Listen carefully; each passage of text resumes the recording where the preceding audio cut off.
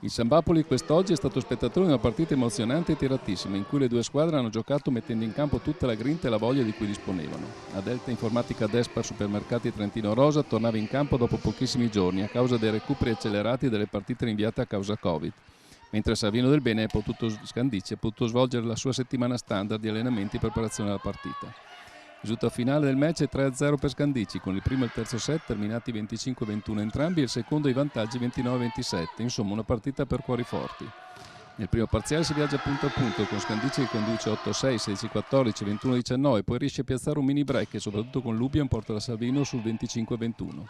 Bertini le prova tutte, cambiando anche la cabina di regia inserendo Ricci per Cumino. Da segnalare comunque l'ottimo ingresso di Markovic per Pietrini, che viene confermata per il resto dell'incontro. Il secondo set è il più emozionante, con le squadre in campo che compiono sorpassi e controsorpassi. Dall'8-7 per Scandicci si passa al 16-12 per Trento, poi quando sul 22-18 per Trento tutti pensavano si fosse sull'1 pari, il doppio cambio fatto da Barbolini spariglia le carte e si torna a lottare punto a punto con Scandicci che la spunta 29-27. La terza ripresa segue la falsariga della prima, punto a punto fino al 19-17 per Scandicci e poi il lungo deciso 21-17, chiusura 25-21.